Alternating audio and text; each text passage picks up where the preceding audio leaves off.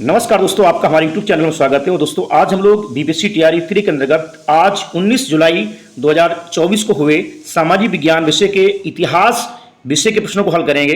तो दोस्तों देखते हैं पहला प्रश्न दोस्तों है,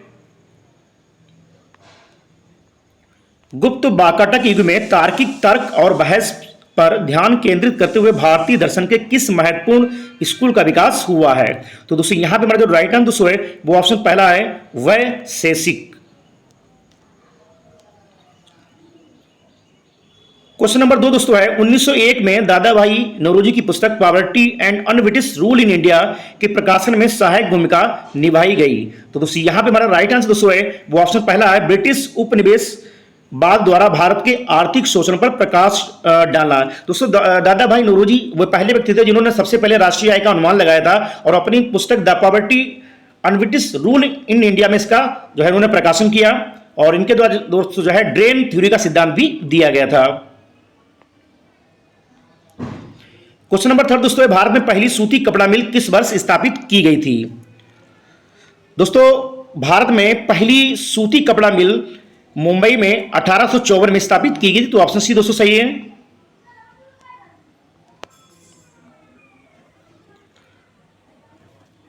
क्वेश्चन नंबर 4 दोस्तों है, गदर आंदोलन एक क्रांतिकारी आंदोलन जिसका उद्देश्य भारत में ब्रिटिश शासन को उखाड़ फेंकना था, के नेता कौन थे। दोस्तों यहां पे हमारा जो राइट आंसर दोस्तों है वो ऑप्शन बी है, करतार सिंह सरावा। क्वेश्चन नंबर 5 दोस्तों है, मुला मस्कत और बोलन क्या है। तो दोस्तों ये पर्वतीय दर्रे हैं। तो ऑप्शन बी दोस्तों सही है। नेक्स्ट दोस्तों, रॉयल इंडियन नेवी विद्रोह जिसे बॉम्बे विद्रोह के नाम से भी जाना जाता है किस वर्ष हुआ था। दोस्तों रॉयल इंडियन नेवी विद्रोह जिसे बॉम्बे विद्रोह भी नाम से जाना जाता है, ये दोस्तों जो है 1946 में हुआ था। तो ऑप्शन बी दोस्तों सही है। नेक्स्ट दोस्तों, क्राउन शासन के तहत भारत का पहला वायसराय और गवर्नर जनरल कौन था। तो दोस्तों यहां पे हमारा जो राइट आंसर दोस्तों है वो ऑप्शन पहला है, लॉर्ड कैनिंग।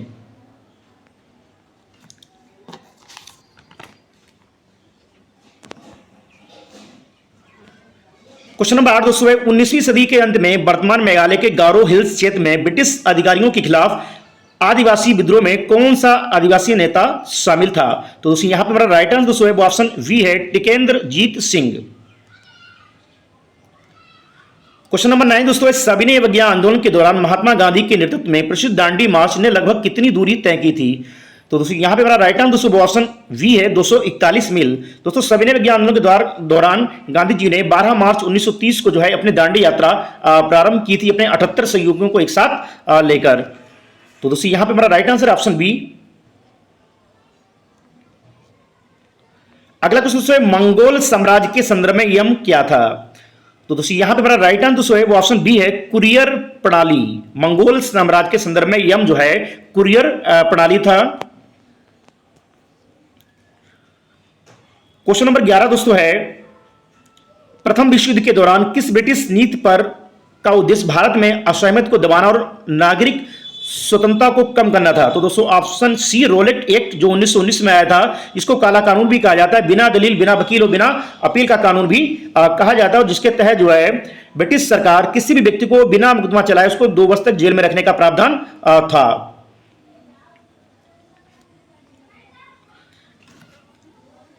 नेक्स्ट दोस्तों है, किस घटना से राष्ट्र संघ के प्रभाव और अधिकार में गिरावट की शुरुआत हुई।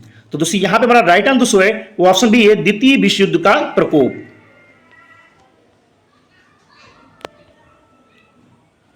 क्वेश्चन नंबर 13 दोस्तों है, 7वीं शताब्दी ईसा पूर्व के दौरान भारत का कौन सा शासक था जो बौद्ध धर्म के संरक्षण और सांस्कृतिक गतिविधियों के समर्थन के लिए जाना जाता है। तो दोस्तों यहां पे 7वीं ईसा के पूर्व पूछ रहा है, तो यहां पे हमारा जो राइट आंसर हो जाएगा वो जाएगा उपयुक्त में से कोई नहीं।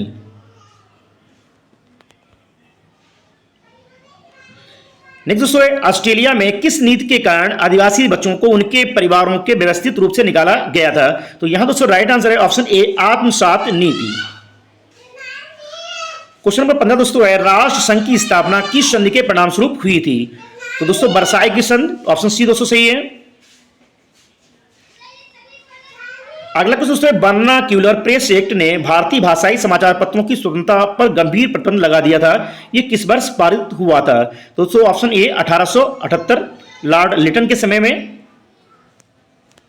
और लॉर्ड रिपन के समय में इसको जो है समाप्त किया गया था। लॉर्ड लिटन के समय में जो है इसको पारित किया गया था। क्वेश्चन नंबर 17 दोस्तों है, किस घटना ने खिलाफत आंदोलन के लिए उत्प्रेरक का काम किया? तो दोस्तों यहां पे हमारा राइट आंसर दोस्तों है वो ऑप्शन सी दोस्तों है, जलियांवाला बाग हत्याकांड, जो 13 अप्रैल 1919 को अमृतसर पंजाब में हुआ था।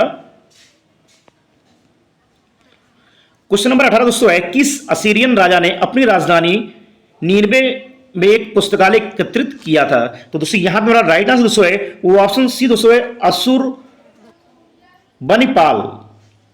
और यह सबसे बड़ी जो है उसकी विरासतों में से एक इसका निर्माण था, जिसको अब उत्तरी महल के रूप में भी जाना जाता है। तो ऑप्शन सी दोस्तों है, अशुरबनिपाल। नेक्स्ट दोस्तों 1940 के दशक के दौरान बंगाल में तेभागा आंदोलन ने मांग की थी। तो दोस्तों यहां पे हमारा जो राइट आंसर दोस्तों है वो ऑप्शन दोस्तों है, ऑप्शन सी, फसल का 1/3 हिस्सा बटाईदारों को दिया जाए।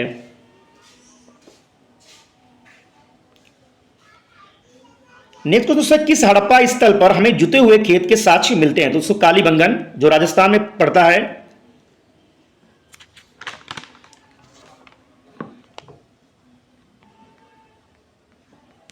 क्वेश्चन नंबर 21 दोस्तों है, Tata iron and steel company TISCO की स्थापना किस वर्ष हुई थी, जिससे यह भारत की पहली बड़े पैमाने पर स्टील उत्पादक बन गई?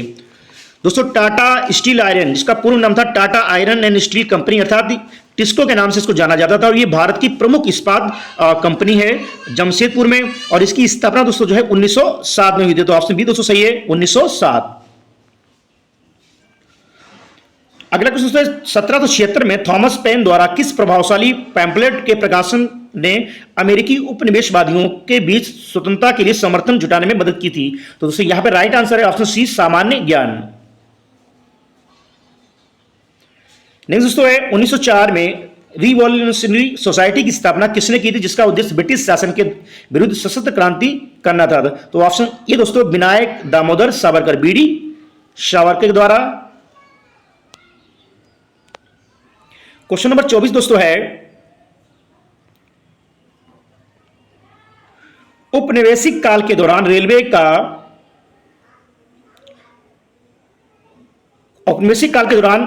रेलवे का भारतीय उद्योगों पर क्या प्रभाव पड़ा? तो दोस्तों यहां पे हमारा जो राइट आंसर दोस्तों है वो हमारा ऑप्शन ये दोस्तों है, आयात को बढ़ावा देकर औद्योगिक विकास में बाधा डाली। नेक्स्ट दोस्तों, एएसआई के पहले निदेशक कौन थे?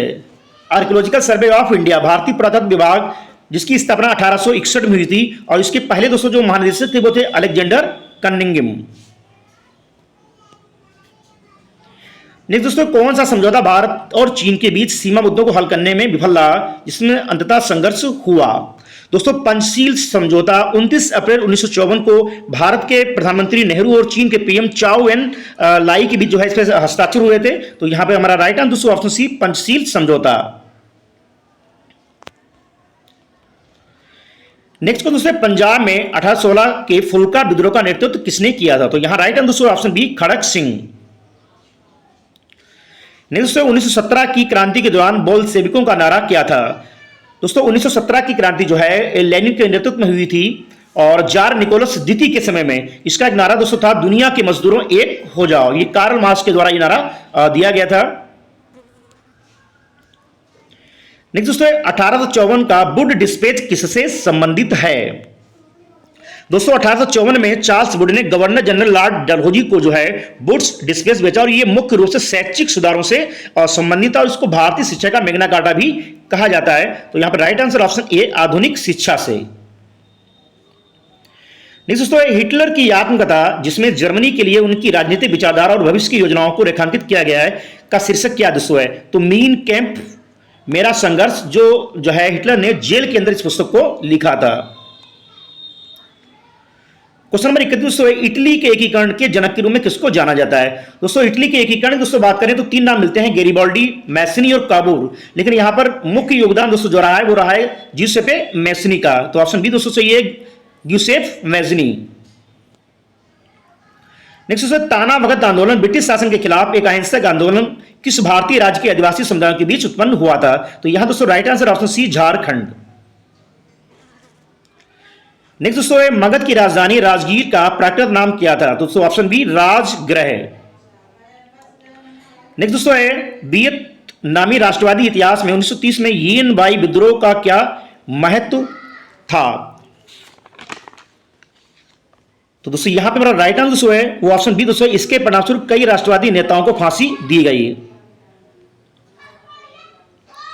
क्वेश्चन नंबर 35 दोस्तों है, यूरोप में 1848 की क्रांतियां मुख्यतः निम्न भागों से प्रेरित थीं। तो दोस्तों आर्थिक समानता और समाजवाद, धार्मिक स्वतंत्रता और सहिष्णुता, राजनीतिक सुधार और लोकतंत्र। तो यहां पे दोस्तों मेरा आंसर ऑप्शन डी, उपयुक्त में से एक से अधिक।